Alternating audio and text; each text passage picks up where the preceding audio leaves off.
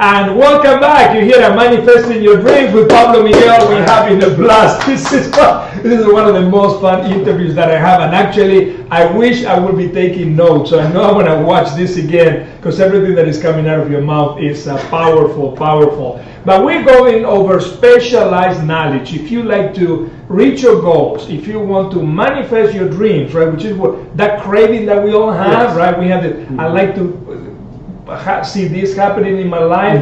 There's 17 principles that if you go through them, it's kind of like a recipe, right, to have the perfect cake or the perfect meal, and you cannot miss those things. So many people just try to make it with one or two things, right? And one of those things is acquiring specialized knowledge. You want to be on the top 2% of your field. Whatever you're doing, whatever you want to achieve, there's probably a lot of people that are trying to do the same thing, right? Yes. So how do you become world best at what you're doing? You want to acquire specialized knowledge, right? You want to look at people that are already successful in your field, learn from them. If they have a book, if they've done a movie, you want to watch that. That way you can shorten the curve, right? And Dan actually is one of the few chiropractors here in town that actually has published a book. And I know most people that we talk to, they say, "Oh, there's a book in me. I like to, I like to write." So he wrote a book, and actually is full of information. Because sometimes you see somebody publish a book, and you open it up and you say, "Oh my God, this is like they just put 4 to 5 things together." You've done a lot of research to write that book. So maybe somebody watching today, maybe they're thinking about writing a book, right? How did you make that happen? Well, first of all, the book started as it was a series of articles that I had written, and someone suggested to me and said, "You should put those in a book." And I thought, hey, that's good. And then as I went back and looked at the articles, I said, I could make these so much better. And so the book came out of that, and it was originally 10, and then it became 12, then 15, then 20, and it just kind of grew and grew and grew. And when I published the book the first time, the book is self-published through Create Space, and I didn't know what I was doing, to be honest. I had absolutely no clue. And they didn't teach you that in chiropractic school. No, they did not. They did not. And so I published the book, and it looked very amateurish. And so I was getting feedback from people, long-term patients, long-term friends, and I am a big fan of giving and getting honest feedback. Not feedback that says, "Oh, that's great," or feedback that says, "That stinks," but feedback that can actually be used to help someone. Just like when we were in Toastmasters, we have the evaluations. Feedback is so important, and I got feedback from people, and I started to really fix the book, and I got feedback from other authors. They helped me out. I got help from so many people. I mean, I could probably sit here and try to name them all, and I would skip half of them because many people gave me help. But it's just the idea of getting feedback from people, that constructive criticism, and not only from experts, but people who were also working on their book, or people who had just published, or people who had published multiple things, people who were publishing with big companies, all types of authors and readers. And I use that information to really make the book into something now that I am very proud of, and something that is exactly how I want it to be. And so the point was in the very beginning, I should have looked for help, and I should have spoken to people, but I did not. I figured, oh man, I'm going to put this book out there. People are going to start buying it. It's going to help me so much, and it doesn't work that way. So get help from people. Look at other people's books who are in your category. See what they're doing. Please don't copy their stuff, okay? But look at what they are doing successfully in the book, making the book, developing the book, and marketing the book. I love to do public speaking. I get out there and I speak all the time. I have presentations almost every month in my office, and I try to set up presentations outside of my office. And that is a great tool to market the book. It's basically getting out and meeting potential readers and potential clients who may be buying the book. So it's an idea of you could sit down and do nothing and hope people buy your book. And usually that's not going to happen. Or you can get out there and go to where your readers are at and find them and do presentations. Make connections at places where you can speak at, where you can do presentations. Meet other authors and find out where they are doing presentations, where they are doing book signings, and make connections with them and meet their connections. So it's the idea of getting feedback, using that feedback in a positive sense, finding out what your mistakes were and learning from your experiences. We've all done that. Believe me, I've made plenty of mistakes in my life, and making mistakes is a great learning experience. So with the book, it was the idea of just learning how to go out and make the book the way I wanted it to, and then to find people that want to read it, people that are interested in this topic. And it's a sports medicine book.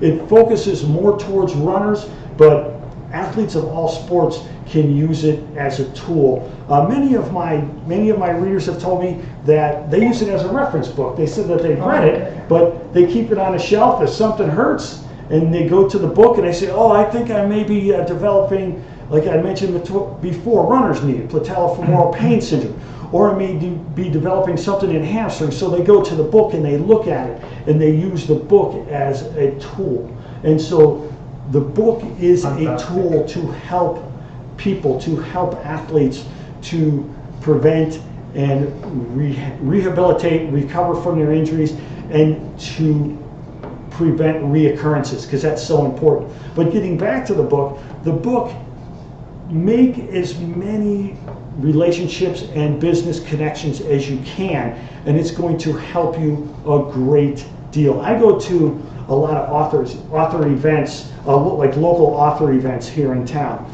and I have met so many people, and their book may be completely different than mine, as they may have written a science fiction book, or they may have written, a story that took place in the 1800s. But it's the idea of talking to them and learning from them and getting inspired through other authors too, because you talk to people and they are saying, oh man, I did this for this book, now I'm working on my next book, and I have the plan set up for my third book, fourth book, I wrote this one with this person, blah blah blah. And you get fresh ideas and you get inspiration and motivation from these people. It helps to increase your drive and your motivation to get out there and do it. So make some connections, talk to other authors, find out what other people are doing that has helped them to be successful. Because we had kind of said before, people say, oh, it's an overnight success, and I don't know of anyone who it was an overnight success. It doesn't exist. There's no way. We've all taken our bumps and our bruises. We've all fallen down, and we're all going to get knocked down. And it's just the idea of getting back up and continuing on your path. Yeah, you may have to modify your path. You may have to modify the way that you're doing things, but you still continue. So many takeaways, and so many takeaways from what you just said. And we're talking about specialized knowledge, and you just described the fact that you wrote the book, how you use specialized knowledge actually to publish a book, right? And a couple of things I do like to mention is, number one, don't think you have to be perfect before you start doing something, right? So many people think like, oh, I need to know the right publishing house, and I need to know the right this and the right that. Just get going, okay? Just whatever you want to do, whether you do a YouTube channel or you want to write a book, whatever you want to do, just get going with the idea that you're not going to be perfect, right? That it's going to be hit and miss. But then you mentioned something also that I think is very valuable, because so many times I talk to people and they let their ego get in the way, right?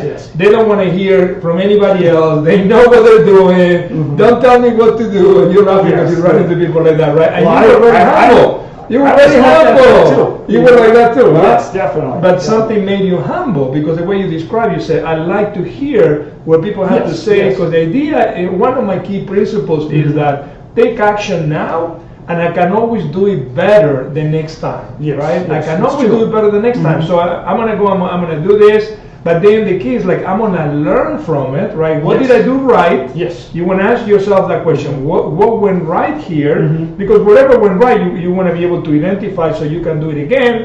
And the next question I ask myself is, what can I do better the next time, Yes, right? yes. And then you make one or two or three distinctions. So the next time, and I did that with public speaking. I mean, I'm doing that with this show. Yes. It's like, we didn't know what we were doing, but it's like every week I said, okay, what was good? What can we do better the next Okay. time? And then the other thing that you did that is very, very valuable is you want to associate with people Yes. that have done a little bit better than you. Maybe they've done it a little longer, and you were paying attention to the Yes. suggestions Oh, yeah, they yeah. make and so forth, right?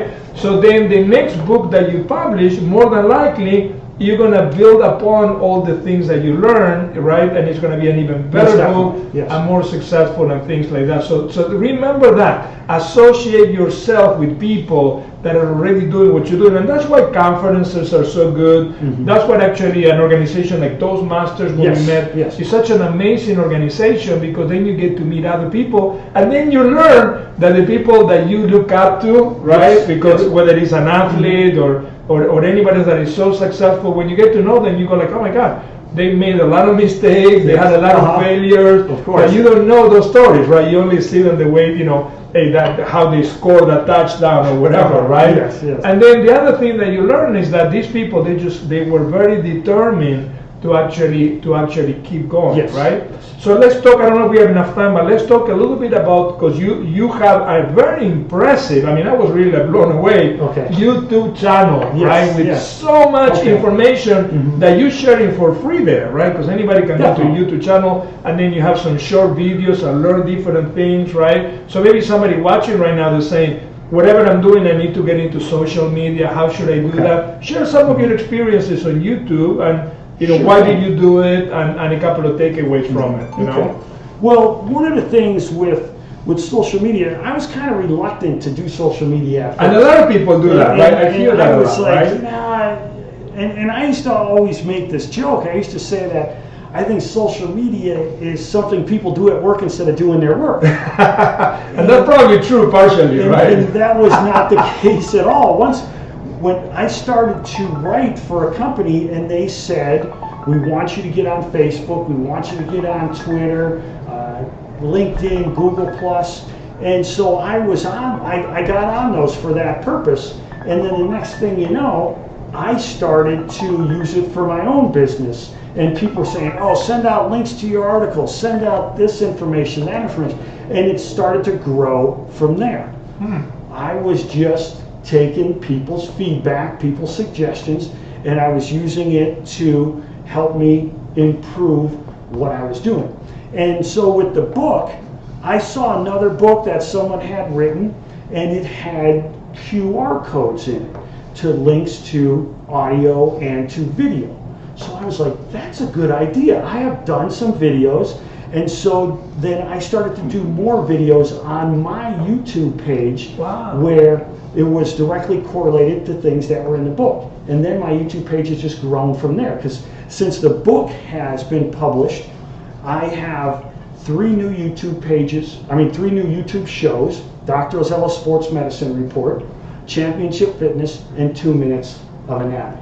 And I Wow. use those 3 shows to promote health and fitness and function to help other people live better lives. That is amazing. And we're out of time for this segment, Okay. but hold that thought, because Sure. we're going to share that, Okay. so you don't want to go anywhere, Uh-huh. because we have a lot to share with you and something exciting things. So we're going to really get you to know how you could actually manifest your dreams. So if you'd like to stay in contact with us, just go to manifestingyourdreams.net, give us your information, and we're going to send you a report. So we'll be right back.